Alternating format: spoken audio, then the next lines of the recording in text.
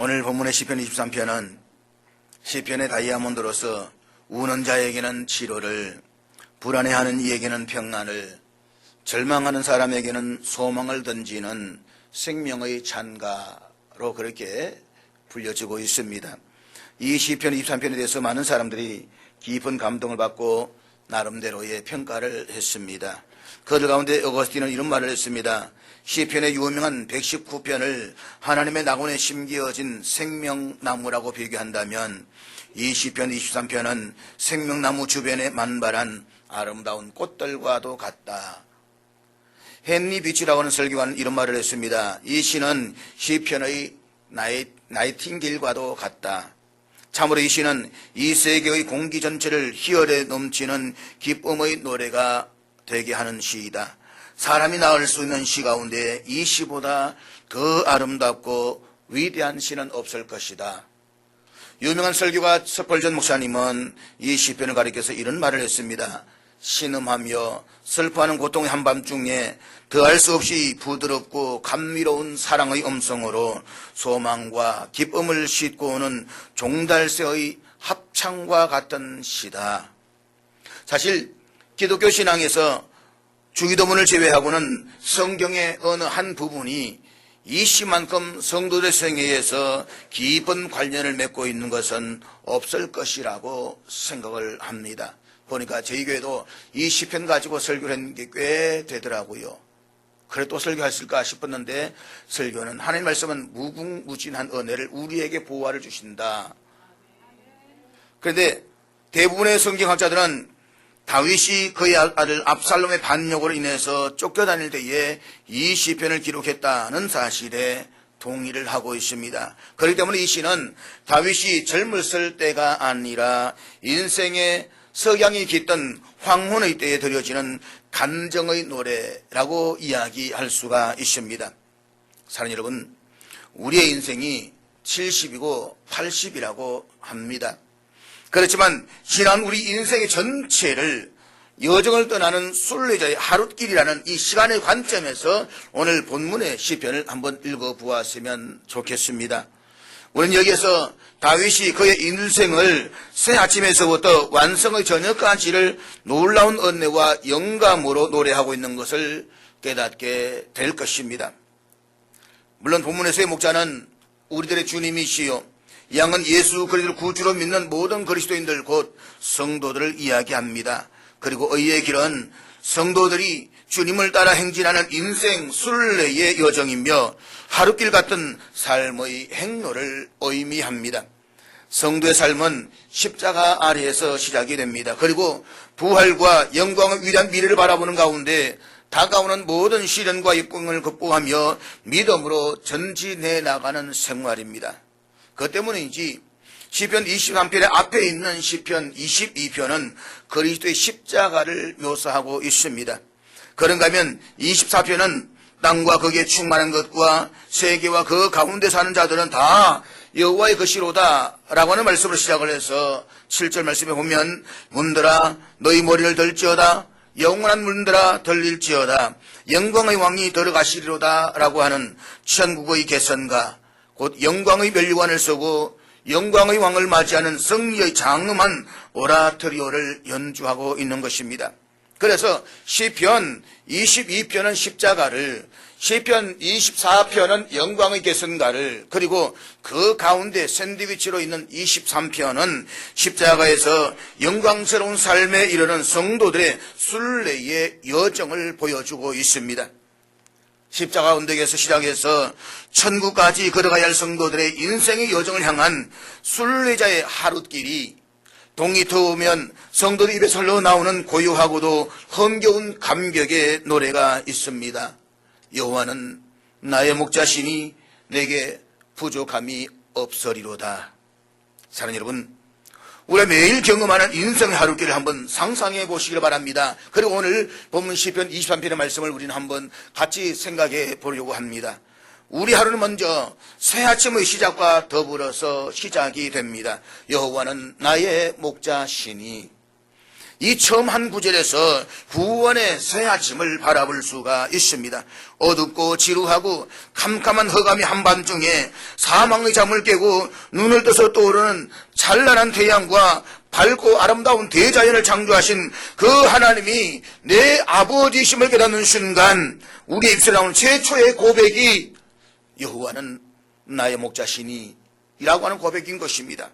여호와, 영원하시며 전지전능하시며 무수보좌하신 여호와, 이 여호와라고 하는 말은 구약성경에 6,000번 이상 출연하는 이스라엘 하나님의 가장 특징적으로 또 개인적인 유일무이한 신적인 명칭이라고 이야기할 수가 있습니다.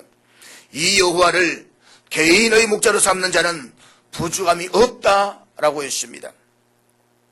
성경이 가르치고 있는 하나님은 결코 추상적이고 관념적인 우리들의 목자가 아닙니다. 다윗과 하나님의 관계는 너무나도 분명하고 확실한 1:1 개인적인 관계였습니다. 만물 위에 계셔서 만물을 주장하시는 만유의 주 하나님을 개인의 아버지, 개인의 목자로 삼고 그분이 우리 각 사람의 목자가 되셔서 인도하시고 계심을 발견하는 순간 우리의 입술에서 우리는 이런 만족의 찬미는 저절로 흘러나올 수밖에 없는 것입니다. 내게 부족함이 없으리로다. 우리 살고 있는 이 세계는 부족한 것 투성이입니다. 불만족한 광야입니다. 물도 부족하고 식량도 부족합니다.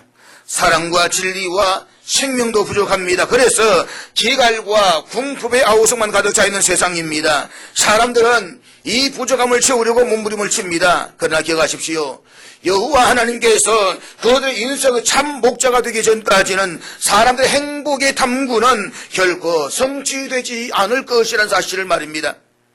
정치적인, 사회적인, 도덕적인, 종교적인 모든 노력들은 모래에 집을 짓는 허망한 인간의 유희에 지나지 않습니다. 하나님의 심판으로 무너져버린 바벨탑의 숙명에 처하여 있을 따름인 것입니다. 그러나 예수 그리스도, 내 삶의 구주신 그리스도 한 분만 우리 안에 계시면, 우주를 창조하신 하나님이 우리의 목자여 주님이시라면 우리 세상의 모든 것을 다 잃어버리고서도 오히려 만족한 자가 될 수가 있을 것입니다.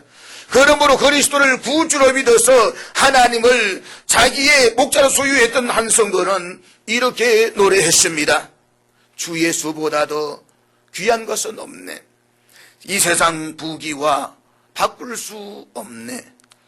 세상 즐거움 다 버리고 세상 자랑 다 버렸네.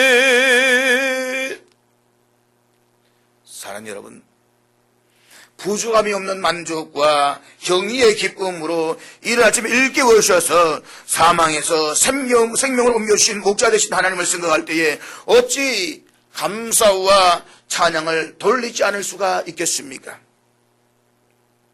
그가 나를 풀밭에 누이시며 쉴만한 물가로 인도하시는 도다. 새 아침이 되면 이제 두 번째 우리는 아침의 식탁을 맞이합니다. 오늘 시편의 고백에서와 같이 하나님은 우리를 푸른 조장으로 인도하여 주십니다. 아침의 식탁이 마련되어져 있습니다. 요즘은 핵가족이다 보니까 식탁의 어떤 풍성함을 우리가 누리지를 못합니다. 알아서 먹고 가라니. 요즘 특히 50대쯤 되면 아침 달라는 남자는 간이 배밖에 남은 남자라 그러더라고요. 그리고 저녁 달라 그러면 그거는 죽이기 위해서 직전에 온 사람이라고 이야기하더라고요. 그러나 여러분, 옛날에 저희 부모님 시대에 정제라고 그랬잖아요. 정제에서 솔갈비로 가지고 불을 떼던 그 시절, 그 시절에는 2시간 전에 일어나서 먼저 물을 끓이고 밥을 부엌에 올려서 솔갈비를 떼어가면서 밥을 하면서 가족 다 일어났을 때 풍성한 상을 차려서 이제 온 가족이 둘러앉아서 음식을 먹는 그 장면을 한번 상상해 보십시오. 거기에 싱싱하고 신선한 꼴들이 호흡을 하고 있습니다. 주께서 예비하신 축복의 식탁입니다. 이제 우리는 편히 누워서 즐거운 회식을 시작하는 것입니다. 이 행복하고 아름다운 축복의 교제를 원하시는 주님께서는 우리 마음에 찾아오셔서 말씀을 하십니다. 요한계시록 3장 20절 말씀입니다. 우리 한번 같이 읽도록 하겠습니다. 다 같이 읽겠습니다. 이 식탁 위에는 우리가 일찍이 맛볼 수 없었던 별미의 떡이 있습니다. 요한복음 6장 35절 예수님께서 말씀하셨습니다. 나는 생명의 떡이니 내게 오는 자는 결코 줄이지 아니할 터이요. 베드로는 베드로전서 2장 2절에서 이 우유에 대해서 이렇게 말씀하고 있습니다. 우리 다 같이 읽겠습니다. 시작. 갓난 아기들 같이 순전하고 신령한 젖을 사모하라. 이는 그로 말미암아 너희로 구원에 이르도록 자라게 하려 함이라. 뿐만 아니라 이 식탁 위에는 장성한 이들을 위한 기름지고 단단한 육류들이 놓여져 있습니다. 히브리서 5장 13절 14절 말씀 우리 한번 같이 이렇게 말씀하고 있는데 읽도록 하겠습니다. 다 같이 읽겠습니다. 시작. 그런가 하면 이 식탁 위에는 각양각색 싱싱한 과일들로 가득 차 있습니다. 거기에는 썩을 줄 모르는 제1금의 소금이 있습니다. 우리 주님께서는 너희는 세상의 소금이니 라고 말씀하셨습니다. 없는 것 없이 갖추어 놓은 풍요로운 주님의 식탁에서 우리는 처음으로 만족한성의 풍요한 회식을 즐기게 되는 것입니다. 이제 식탁을 마치니까 이 식탁에는 음료수가 있습니다. 그러나 이 음료수는 마시면 금방 목마르게 되는 그런 음료수가 아닙니다. 예수님께서는 요한복음 7장 37절과 38절에서 우리가 마시게 될 음료에 대해서 이렇게 말씀을 하고 있습니다. 같이 읽겠습니다. 시작. 누구든지 목마르거든 내게로 와서 마시라. 나를 믿는 자는 성경의 이름과 같이 그 배에서 생수의 강이 흘러나오리라. 그런데 이 물은 신기하게도 주님의 식탁에서만 맛볼 수 있는 우리의 목마름을 단번에 해결하는 놀라운 생수입니다. 주님께서는 친히 이 물에 대해서 다시 증언하시기를 누구든지 내게 주는 물을 먹는 자는 영원히 목마르지 아니하리니 내가 주는 물은 그 속에서 영원히 솟아나는 샘물이 되리라고 말씀을 하셨습니다. 사랑하는 여러분, 오늘 주의 말씀을 듣는 가운데서 우리 주님이 주시는 이 생수의 강, 영원히 목마르지 않는 이 솟아나는 샘물이 우리의 삶에서 일할 수 있기를 축복합니다. 내 영혼 깊은 곳에서 폭포수처럼 일어나기를 축복합니다. 우리는 이 식탁에서 주님과 즐겁게 아름다운 교제를 갖게 되는 것입니다. 문제는 우리가 이 푸른 초장이 펼쳐진 축복의 식탁에 나와 있는가라고 하는 것입니다. 주님과 확실한 관계 속에 들어갈 때 참으로 우리는 이 부족함이 없는 영혼의 만족을 체험할 수가 있습니다. 이 놀라운 사실을 하나님은 빌립보 4장 19절에 이렇게 약속해 주고 있습니다. 같이 읽겠습니다. 시작. 이제 푸른 초장에서의 회식이 끝나면 그 다음 순서로는 많은 즐겁기만 했던 새 아침의 산책이 우리를 기다리고 있습니다. 쉴만한 물가로 인도하시는 도다. 그렇습니다. 구원의 새 아침의 휴식과 산책이 우리를 기다리고 있습니다. 구원받은 주의 양된 성도들 목자는 이제 쉴만한 물가로 인도해 주십니다. 여기서 인도한다라고 하는 히브리 원어의 동사는 우리 한 곳으로 급히 몰아간다 그런 뜻이 아닙니다. 그럼 얼마나 피곤하겠습니까? 얼마나 숨이 차겠습니까? 이 말의 참된 의미는 서서히 자율적이며 기꺼운 심정으로 가도록 권유하시며 우리 앞에 서서 정다운 안내자가 되신다라는 의미인 것입니다. 그리고 쉴만한 물가란 다른 말로 잔잔하고 고요한 물가라는 뜻입니다. 주님은 우리를 물살이 격하게 휘몰아치는 거친 물가나 썩는 물이 고인 호수나 노한 바다나 성난 폭포수 같은 물가로 인도하지 않습니다. 그러면 종교개혁자들은 여기에 대해서 칼빈은 이렇게 말했습니다. 그분은 우리를 건강한 물이 있는 곳으로 명랑하게 인도하신다. 이 사실에서 이사야 선지자 40장 21절에서 이렇게 하나님의 말씀을 정언하고 있습니다. 우리 같이 읽겠습니다. 시작. 그는 목자같이 양떼를 먹이시며 어린 양을 그 발로 모아 품에 안으시며 젖먹이는 암컷들을 온순히 인도하시로다. 양들은 만족할 만한 물, 거울처럼 투명하며 가을 하늘처럼 맑고 어린아이 살결처럼 곱고 싱싱한 원색의 물을 마시고 평안과 안식을 체험합니다. 그래서 여기서의 성경은 히브리 4장 10절에서 이렇게 말씀을 하고 있습니다. 같이 읽겠습니다. 시작.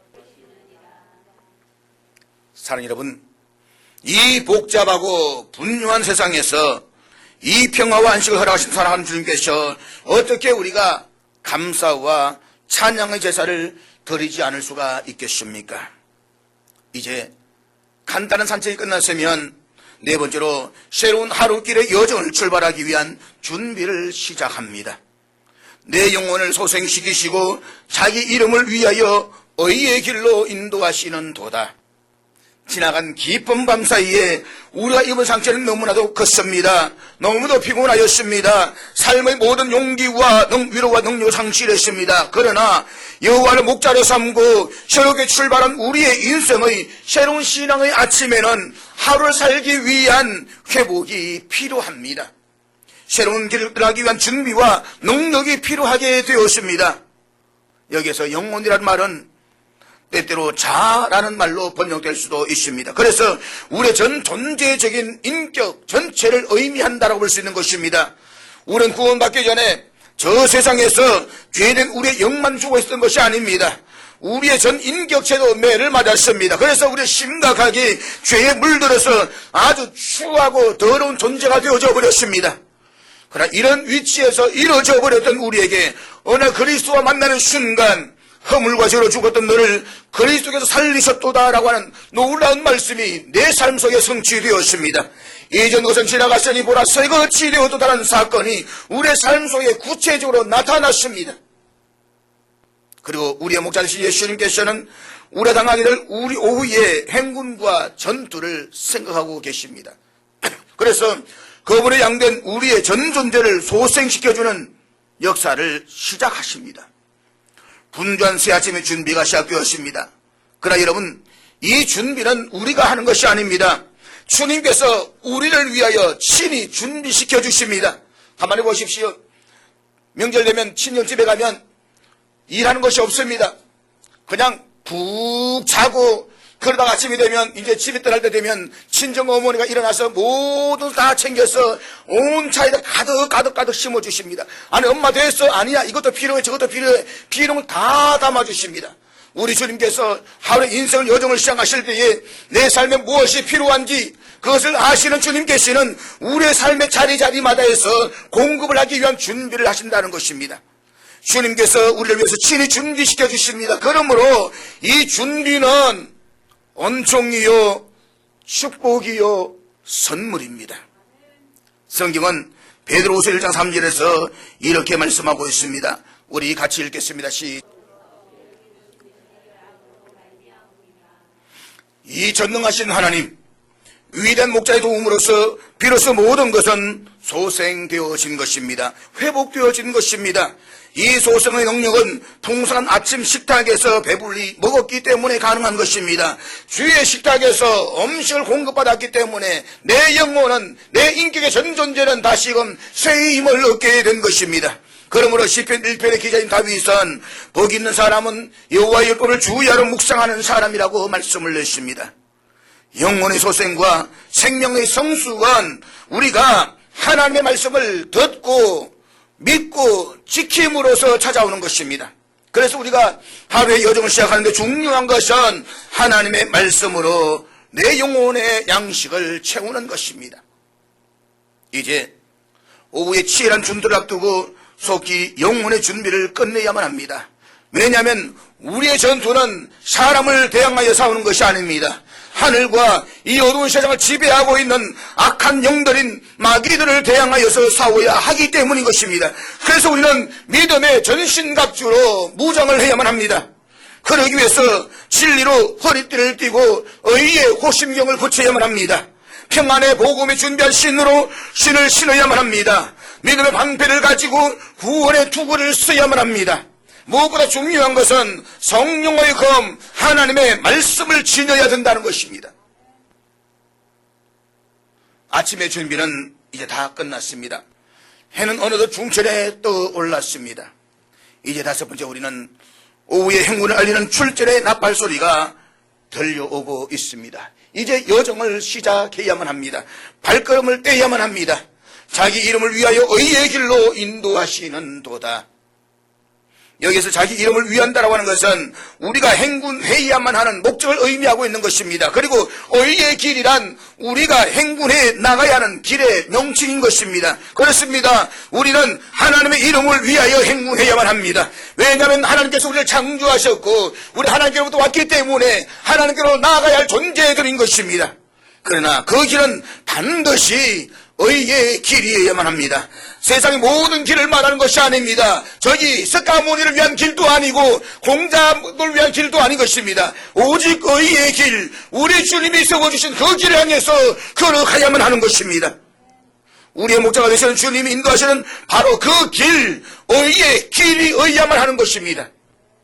예수님께서는 이 길에 대해서 요한복음 16장 13절, 13절, 14절에서 이렇게 말씀을 하고 있습니다. 우리 같이 읽도록 하겠습니다. 다 같이 읽겠습니다.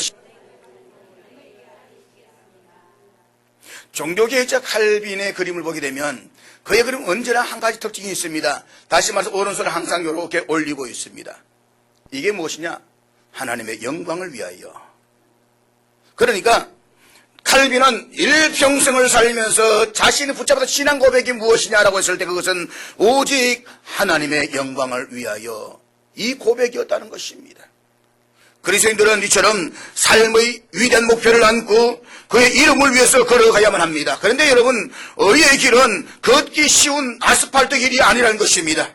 예수님은 이 길을 가리켜서 험한 길이라고 했습니다. 본래 팔레스타인의 산지는 험준해서 암석이 많기로 유명합니다. 그리고 폭이 좁고 협착한 길로서 이루어져 있습니다. 성도들은 이 길을 통해서 새 예루살렘으로 가야 하는 것입니다. 사랑하는 여러분, 하나님의 백성인 그리스도인들에게도 세상의 시험과 걱정이 예외 없이 찾아옵니다. 환난과 어려움이 찾아옵니다. 물은 가라고 푸른 조정은 먼데 하늘의 뜨거운 열이 자결하고 있습니다. 사방에서 사나운 이리떼가 술모라고 티끌과 먼지가 자욱하기라는 이 굴곡진 계곡. 그러나 우리는 이 길을 지나서 새 예루살렘으로 나아가야만 합니다. 성경은 죄인된 우리 인간의 실존을 길을 잃어버린 양에 비유하고 있습니다. 양이란 동물은 유순하기도 하지만 멍청합니다. 그래서 금방 갔던 그 길도 돌아오지 못하고 제 집도 못 찾아옵니다. 자기가 어떤 그 길을 쉽게 잃어버리고 헤매이는 것입니다. 그렇습니다. 우리 모두가 다 연약한 양들과 같은 존재들입니다. 유순한 동물이 되어서 아무나 따라가기 쉽고 기만당하기 쉬우며 길을 잃어버리기가 쉽습니다. 여러분, 인간이 아무리 똑똑하다 하지만 얼마나 어리숙합니까? 사기당하고 속고 넘어가는 존재가 얼마나 많이 있습니까? 마디마디마다 유약한 존재들이어서 작은 짐승에게조차 싸움에 지기가 쉽습니다. 공부가 심한 동물이라서 사소한 일에 금방 놀라서 엄매하고 울어댑니다. 우리 모두가 다 이 양과 같은 존재들인 것입니다. 그러면 어떻게 이 길을 걸어갈 수가 있겠습니까? 걱정하지 마십시오. 우리는 이 길을 나 혼자 걸어가는 길이 아닙니다. 우리를 인도하시는 목자가 계십니다. 그분은 바로 우주를 창조하신 전능하신 하나님이신 것입니다. 시편 22편에서 내 하나님이여 내 하나님이여 어찌 나를 버리셨나이까 부르시며 십자가에 달리신 목자는 우리의 참으로 선한 목자이십니다. 이 사실을 주님께서는 요한복음 10장 11절에서 분명히 말씀하고 있습니다. 우리 다 같이 읽겠습니다. 시작. 나는 선한 목자라. 선한 목자는 양들을 위하여 목숨을 버리거니와. 시편 24편에서 영광과 천국문을 여시는 목자는 바로 목자장이십니다. 이 사실을 베드로는 베드로전서 5장 4절에서 이렇게 정문하고 있습니다. 우리 같이 읽겠습니다. 시작. 그러나 오늘 우리가 읽은 시편 23편에 나타난 우리의 목자는 위대한 목자이십니다. 히브리서 기자는 양의 큰 목자이신 우리 예수라고 했습니다. 큰 지혜의 목자, 큰 능력의 목자, 큰 사랑의 목자이십니다. 이 큰 목자가 우리와 함께 동행하십니다. 언제 어느 때나 늘 함께 해주시는 것입니다. 그렇기 때문에 비록 우리가 걸어가야 할 순례의 길은 험하지만 그 길은 반드시 승리의 길이 될 것입니다. 천국 동안 의의 길이 될 것입니다. 영광의 길이 될 것입니다. 그래서 본문 4절 말씀처럼 우리는 이렇게 고백할 수가 있는 것입니다. 23편 4절 말씀 우리 다 같이 읽겠습니다. 시작. 내가 사망의 엄침한 골짜기로 다닐지라도 해를 두려워하지 않을 것은 주께서 나와 함께 하심이라.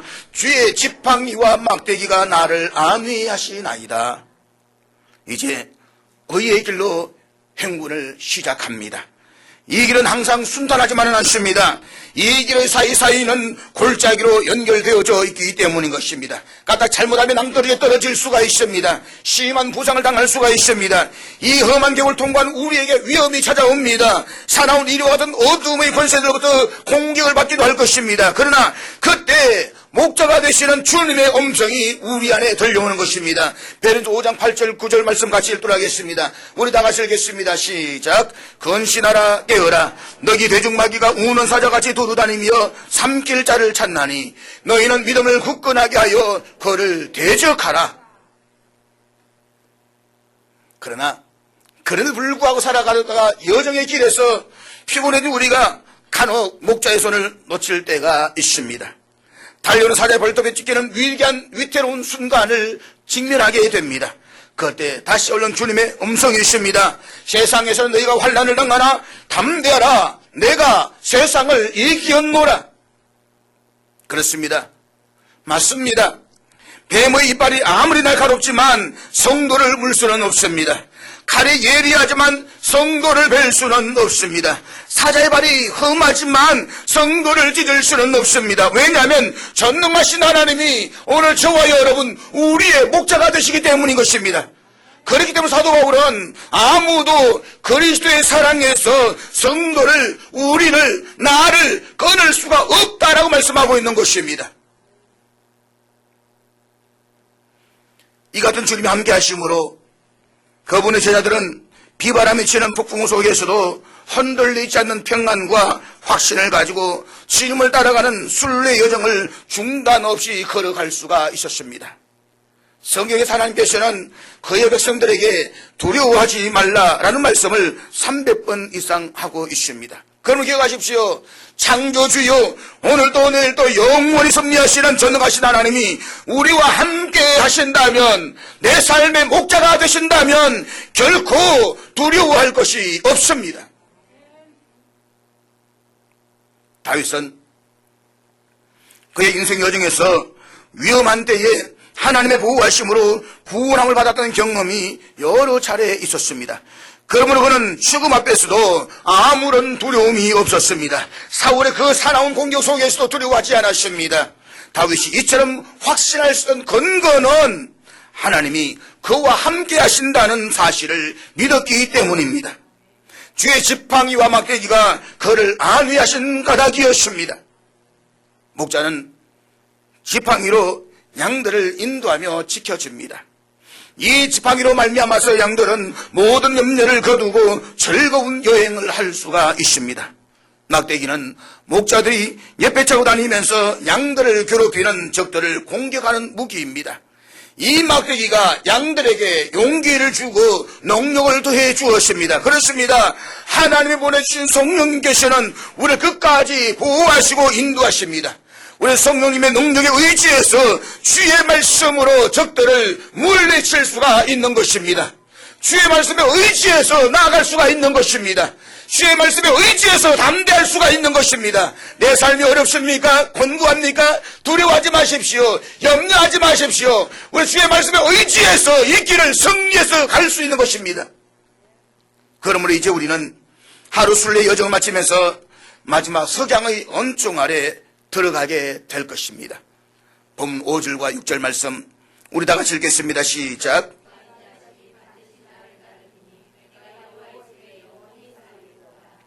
여기 석양에서 누리는 순례자의 은총을 한번 상상해 보십시오. 고독한 석양에서 우리는 한 주막집을 발견할 수가 있습니다. 거기에 인자한 주인이 우리를 환대합니다. 그분은 우리의 구주가 되시는 예수 그리스도이십니다. 이 피곤한 나그네는 인생의 길을 믿음으로 살아온 성도들의 모습입니다. 하나님께서는 우리를 위해서 공개적으로 생명의 연회석을 베풀어 주십니다. 우리가 인생의 여정을 다 마친 뒤에 주 앞에 섰을 날 주님께서는 우리를 환영하시면서 모든 천군 천사들과 함께 아름다운 생명의 전체를 베풀어 주실 것입니다. 그런데 마침 우리를 발견한 원수들이 우리를 향해 달려들려고 하고 있습니다. 그러다가 그 자리에 멈춰버리고 마는 것입니다. 왜냐하면 우리들 곁에서 우리를 옹호해 주시는 주님의 권위 앞에 질려버리고 만 것입니다. 저들은 주인을 제거하지 못한 한 우리를 건드릴 수가 없습니다. 잊지 마십시오. 주님과 교제하고 있는 성도를 건드릴 수 있는 세력은 아무것도 그 누구도 없는 것입니다. 여호와를 나의 목자 삼고 살아가는 사람, 그는 영원히 주 앞에 서게 될 것입니다. 주님의 기뻐하신 존재로 살아가게 될 것입니다. 이제 우리의 구원자가 되시는 예수님은 순례의 여정을 마치는 성도들의 머리에 기름을 부어주십니다. 계곡을 벗어나오기 위해서 입은 상처를 씻어주기 위한 성령의 기름 부어심입니다. 한순에는 우리의 승리를 축복해 주는 건배의 잔이 주님의 손에서 또 다른 성도의 손으로 소망의 찬미로 전해지게 되는 것입니다. 그러면서 아름다운 찬양이 풀려질 것입니다. 어떤 찬양일까? 고민하다가 저는 아마 이 찬양은 제가 좋아하기 때문에 이 찬양일 수도 있다고 한번 생각해 보았습니다. 산곡계 백합화 성도들이여 하늘의 저 나라를 바라보아라. 영광의 황제 속에 12 진주문 우리를 위하여서 예비하도다. 세상에 살 길이 험할지라도 하룻밤을 지난 듯이 잠깐이로다. 영원 무궁 신천 신지 평화의 세계 그곳이 우리 살 곳 참본양이라. 올라가세 올라가세 구름 타고서 성령바람 불어오면 높이 올라가. 천군 천사 나팔 불며 환영하노라. 할렐루야 이 하루를 기다렸노라. 할렐루야 이 하루를 기다렸노라. 여러분, 원수들이 가장 두렵고 미워하는 것이 있다고 한다면 주님께서 우리를 위하여서 베푸신 식탁일 것입니다. 원수들 가장 통탄해하며 절망하는 것은 우리의 인생의 여정 마지막 자락에 내가 주 앞에 섰을 때에 주님께서 우리를 위해서 베풀어 주시는 생명의 잔치일 것입니다. 사랑하는 여러분, 사탄이 좋아하는 삶을 살아가지는 마십시오. 어둠의 세력을 기뻐하는 삶을 살아가지는 마십시오. 최소한 우리가 그리스도의 제자로 살아간다고 한다면 어둠의 세력이 질시하고 미워하고 배 아파서 못 견디는 그 길을 걸어가야 되는 것입니다. 그 길이 무슨 길입니까? 주님 가신 의의 길인 것입니다. 그 자리로 나가야만 합니다. 바로 우리 하나님이 기뻐하신 그 삶의 자리로 말입니다. 그다음에 사랑하는 여러분, 당신은 주님과 교제하는 그 아름다움을 체험하고 계십니까? 당신은 내 잔이 넘치나이다라고 고백할 수가 있습니까? 시편 23편의 마지막 절은 순례자의 하룻길, 그 여정에 다다른 나그네 인생이 주시는 말씀의 절정을 우리에게 보여주고 있습니다. 그리고 여기에 하나님의 영원한 안식의 약속이 있습니다. 마침내 구슬같이 아름다운 꽃이 만발한 아버지의 집에 다다랐습니다. 바로 주님께서 약속하신 그곳입니다. 바로 인생 순례의 목적지에 도착한 것입니다. 사랑하는 여러분, 우리의 평생을 향하신 목자 되신 하나님의 인도하심을 바라보십시오. 그리고 자비하신 하나님의 은총을 묵상하면서 감사하는 가운데 2016년 이 여정의 순례의 길을 주님이 목자로 삼고 기뻐하는 가운데 의의 길로 나아감으로 말미암아 주님이 베푸시는 그 맘찬의 자리로 나가는 우리의 귀한 믿음의 승리가 될 수 있기를 주님의 이름으로 축복합니다.